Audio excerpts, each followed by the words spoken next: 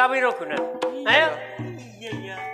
Akal-akalan rumangsamu kowe dhewe sing Tamtomo. Oh.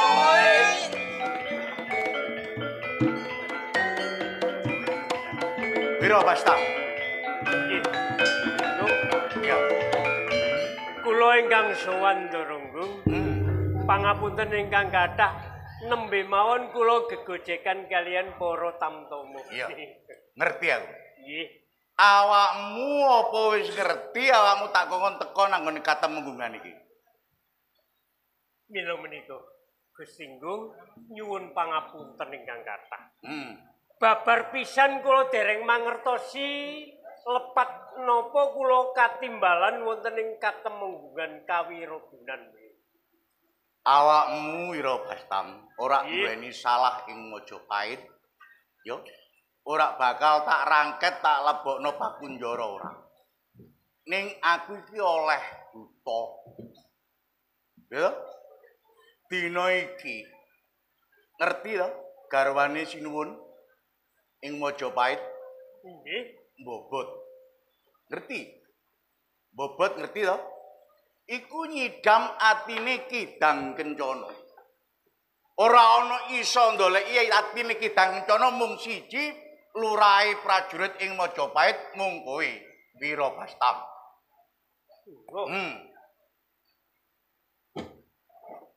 Garwa Prameswari ing Majapahit Anggarbini nggadahi pangidam kepingin ndahar ananing atine Kidang. Iya. Kula ingkang kautuh. Kari sanggup apa ora? Doronggung. Kula niki jejering kawula. Ibarat katindhesing ing panguwaos kula kedah ngelampahi pakaryan menika. Nggih, kula sagah ngupadi atine Kidang Kencana. Sanggup. Ning ana sing nomor 2. Napa? Iki awakmu tak gawani pusaka tindhe ing kraton Majapahit jenenge Tumbak Kyai Gobang. Nomor 1 aja nganti benggang serambut karo awakmu, Bastam. Nggih. Yen nganti iki Tumbak Kyai Gobang ki oncat saka ragamu, bakal ana gara-gara luwih gedhe ing Majapahit. Oh ngaten. Ngestoaken dawuh. Ya, Nggih, hati-hati. Tamtomo? Oi. Tamtomo? Kon. Oi. Lapo kon iki? Cengengesan aja. Wah, iki temenggung kok apa-apa. Nggih. Weh, estu guyon-guyon monggo. Ngene. Dik boten sepanang. Ngerti to? Nggih. Ing gudang pusaka Ngestoaken. iki lah ana tumbak sing ora padha karo liya-liyane. Nggih. Iki hati-hati, jupuk. Ya. Boten enten nikune, Ndoro. Lah, iki sapa sing atine apik kuat nggawa tumbak. Yen atine iku elek, ya wong sing angkara murka ora bakal kuat. Nggih. Ya. Kula cupine nggih, Ndoro nggih. Gon, sing hati-hati. Iling-ilingin lho ya Wiro Bastam. Nggih. Pesenku Tumbak Kyai Gobang tindhe ing kraton Majapahit iki aja nganti oncat. Kula badhe ngati-ati sanget menawi ngemban ananing Tumbak Kyai Gobang. Ya, mengko nek nganti oncat iki bakal ana gara-gara sing luwih gedhi. Loh.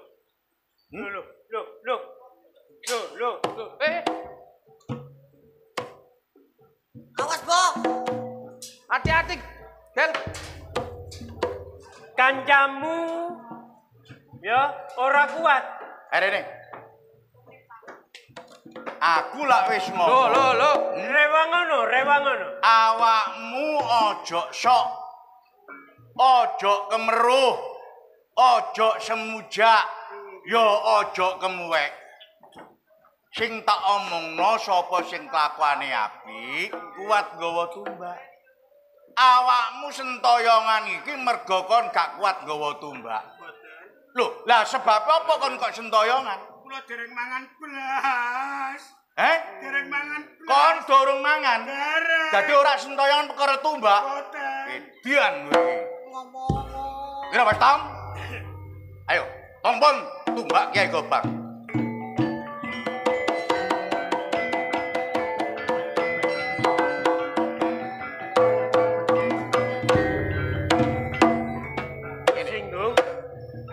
sak budalmu Nggih. mlebu alas. Tak gadingi karo tampomo ya abdi klasik.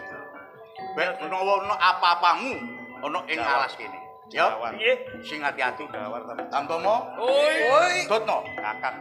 Nambi lakune si Wirabastam. Yen ana apa-apa salah siji kudu ngomong karo Temenggung Wiraguna sing kaya aku. Matur Awakmu kudu melu.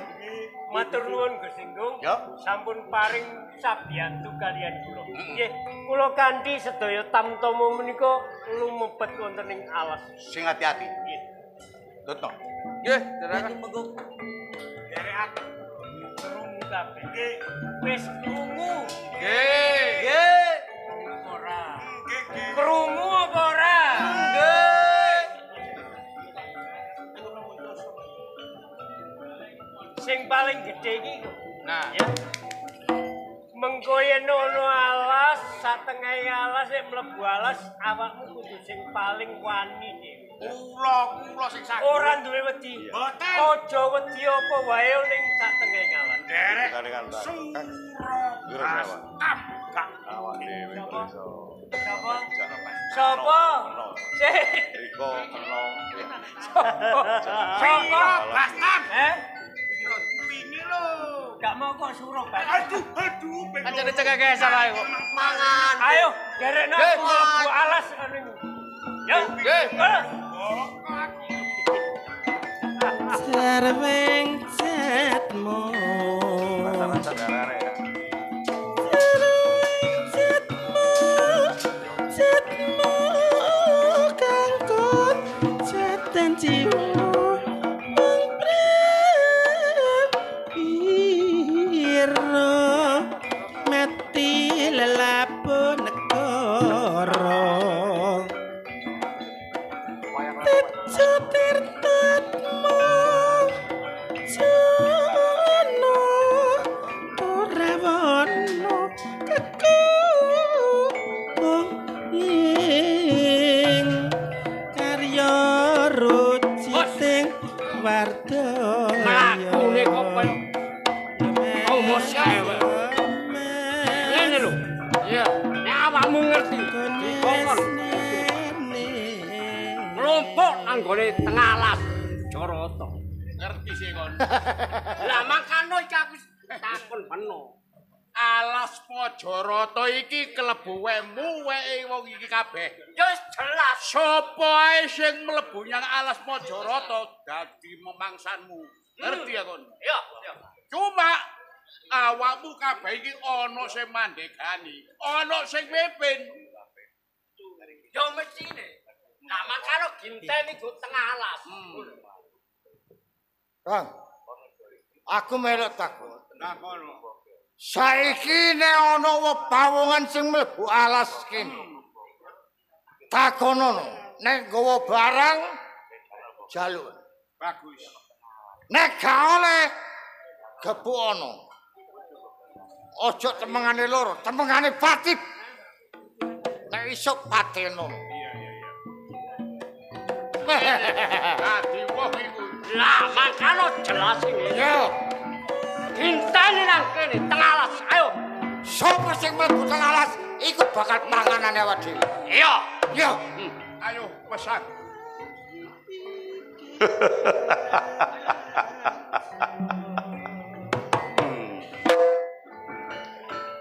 Ojo-ojo kabeh. Iya, Kak. Rasan-rasan. iya. Ojo wedi kangelan. Ya. Melok Wirajawar. Ya. Aku gak wedi kangelan Kang. Aku sebab pembelane ri Kang Wirajawar. Sukro. Dalu. Iya. Maju. Kang. Apa? Riko bolo sing tuwa dhewe. Aku klebu sing tuwa. Kudu ngerti sanata-nata arek-arek Kandhanara. Ya. Wirajawar. Ya. Aja mok pasrah ngono to. Iya. Aku iki durung ngerti apa sing mbok karno, apa sing kok butuhno barek arek-arek iki kabeh. Lah ngono ta? Pancen bener iki. Pokoke nang alas Majarata kene. Iki aku ndek kekarep. Ning riko-riko kabeh aja ngerteni kekarepku. Ya. Iya. Sing penting sapa ae sing mlebu ana alas Majarata. Bebasan dibleberi jarum kuning. Wong jaba galek metu wong jero. Pasrahno bare aku. Ya. Tak pimpine arek-arek iki. Ya, wis.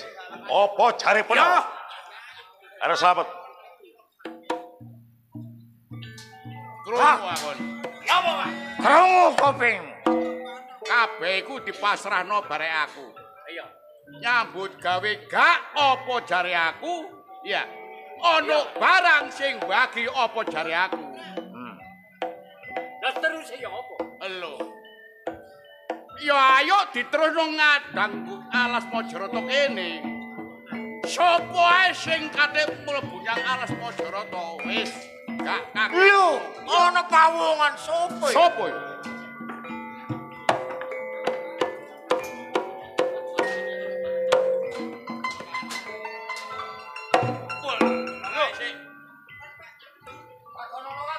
Alas semene gedene alas Majarata tibane ya ana wong-wong sing ana sak jeroning alas.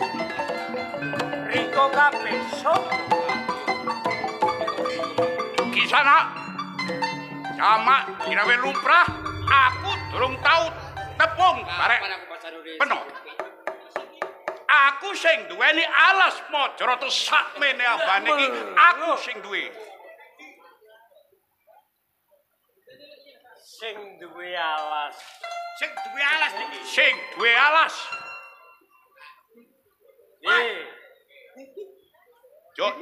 Coba kon. Aku iki menusa sing gak enak rasane. Bebasan iwak, ngerti? Alot balik iki. Alot. Cocot. Aku kepingin mlebu ana ing alas Majarata iki. Sebab ana perlune. Aku kepingin mburu buron alas sing ana sak jerone alas Majarata. Sopo arek iku? Aku Wirobastam. Wirobastam. Coba kon. Alas sakmono kae iki sing duweni aku. Sing ngingu iki sakmene kae iki.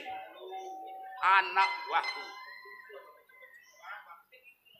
Iso awakmu ngapek kewan sing kok karepno. Ana syarat-saranane. Apa? Loh, langka ana bangkeku dina iki. Lakon tak pungkasi rembugmu ayo.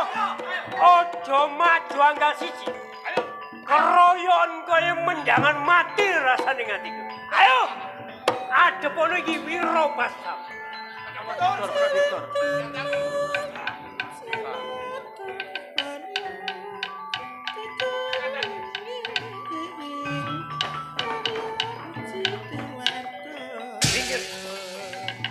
Tak rambungane menungso sing kaya.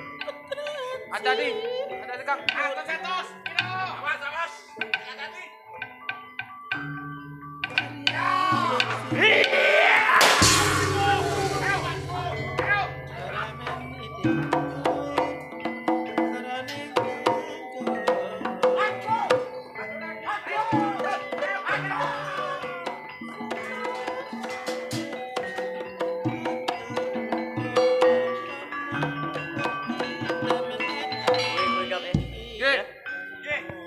Saiki mlebu alas Majarata. Rada nengah nek perlu nganti tekan sak jerone alas Majarata sing luwih tengah. Golek ana buron alas apa wae. Nek perlu giringen mrene mengko aku sing bakal nyekel. Ya. Ngoten ah. Sakloron ngono kene ae. Kono, golek buron alas. Kula tak mlebet alas.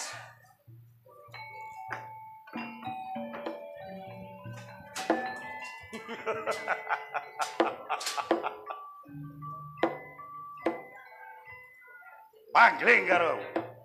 Sopo Ya. Wis minger kiblat meno peteng jagate. gak roh karo dulure dhewe.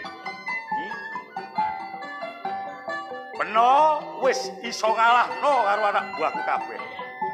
Ning Wiro Jawar gak bakal digring. Ojo ati. Hah? Wiro Jawar. Wiro Jawar. Wes Sepurane sutik aku ora ngerti menawa wong-wong sing njaga alas Majarata iki mau kabeh kanca rowang. Ya, Karna Basta. ya. Eling dendeling Purwa Deksina. Eling. Purwa kawitan Deksina pungkasan. Kawitane aku karo Rika nek ngarepe Bapak Guru dilu bareng dilu dangak bareng dangak. Basan godhong soro dilumahno dikurepno ning digeget padha rasane. Eling sumpah. Karepmu apa Wiro Jawar? Eling sumpah Rika nek ngarepe Bapak Guru sabaya mukti sabaya pati. Peno lara aku uga ngrasakno lara. Wiro Bastam mulya uripe, Wiro Jawar uga melu ngrasakno mulyane. Ning sebalike Rika lali karo sumpahe. Rika dadi lurahe Tamtama prajurit nok Majapahit ana Gusti Raden Wijaya. Rika lali karo aku. Jawar, Ya, ojo kliru ing panampa. Ojo salah ing pangertenmu. Ya. Ana pangunen-unen nek kepinteran iku kabeh bisa ditiru. Ning nek garising uripe menungso iku dhewe-dhewe Gusti Allah sing men. Semono uga awakmu. Apa sebabe awakmu kok ora wani nyidhak ning tlatah Majapahit ning malah kowe gawe ontran-ontran ning lalatan Majapahit. yes tak niati tak kaji. Saking bedodoke atiku, saking lorone atiku, kapan boyo aku iso gawe rusuh, kapan boyo iso jokeng kawibawan peno. Wiro Jawar, Ya, aku sing depani ning kraton Majapahit. Jineder aku lureng Tamtama ing Majapahit. Sapa wae sing gawe kesruh ning Majapahit adep ono. Kang Wiro Bastam. Aku meguru karo Rika. Sing tak gadang-gadang, sing tak golo-golo kapan boyo aku iso dadi Tamtama ing kerajaan Majapahit. Ning Rika sing diterima dadi lurah Majapahit dadi lurahe satriya prajurit. Rika gak gelem ngangkat aku, Rika lali ninggal aku. Jawar, Ya, ojo nutuh aku sing kaya. Saiki buktekno padha-padha tunggal wiritan paribasane, ya. Ana ing padepokan Telomoyo biyen Wiro Jawar uga Wiro Bastam sing ngangsu kawruh ilmu-ilmune Bapak. Nek kowe ora trima kanggonan utawa weruh aku sing dadi lurah Tamtama sakarepmu tak ladeni dina. Kang, tak jabel basaku. Wiro Bastam. Sureng cara lebure pacing coreng. Ayo.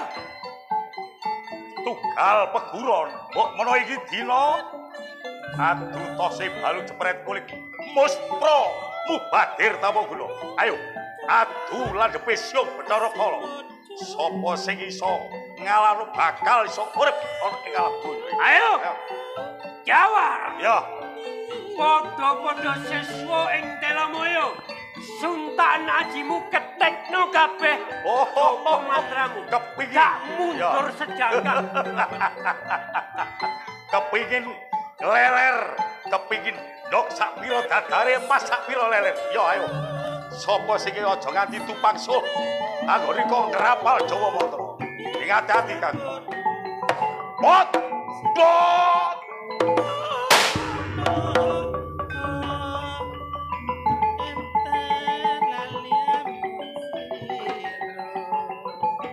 Motor. Motor.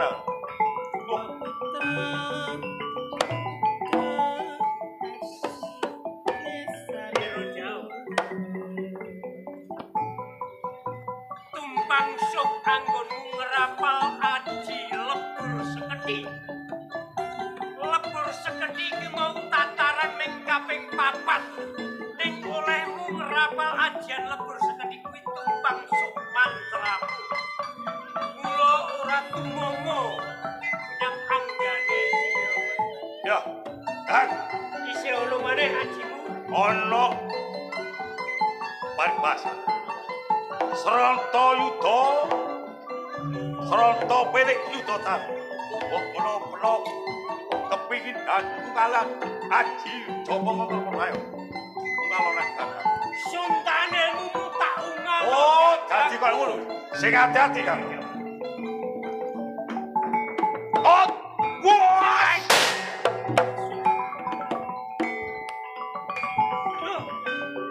Hei! Bukan.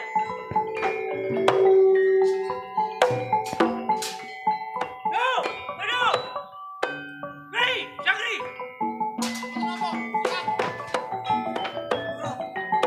Lho. Moken.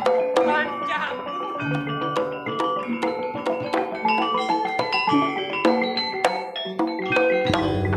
Lho. Iki mau aku tarung karo si Wiro Jawar. Nggih. Namakno aji nganti aku lengah, dheweke sing kena ajiane Wiro Jawar. Dheweke nganti mati. Saiki ngene. Mati Bogel. Yo, Nggih. Sakri, wis babah. Koncoku. Sapa ibu ya? Bogel. Mati yo, Mbak. Bah. Lah terus ana apa? Wis gak kanggo mayado timbangane digawa mulih yo kadoan. Nggih. Saiki awakmu iki wis duwe bojo apa durung? Dereng. Durung. Dereng. Mulya nang gone omahe Boge, bojone rabien pen bojone ya. Sakno, bener nang. Ya wis bapak iki mati wis. Ayo. Bacok kan. Kok iso tangi maneh iku lho. Wong wis mati kok tangi maneh. Bojoku sik empur ya kate kok badok. Matamu ah. Lho. Mau jare mati. Jare mati kon niku. Kedok mesakne. Nggih. Nggih. Terusno lagi iki ya. Ayo rada menengah saya menengah goleki buron alas idang kencana. Ya, ayo. Nggih. Deraken.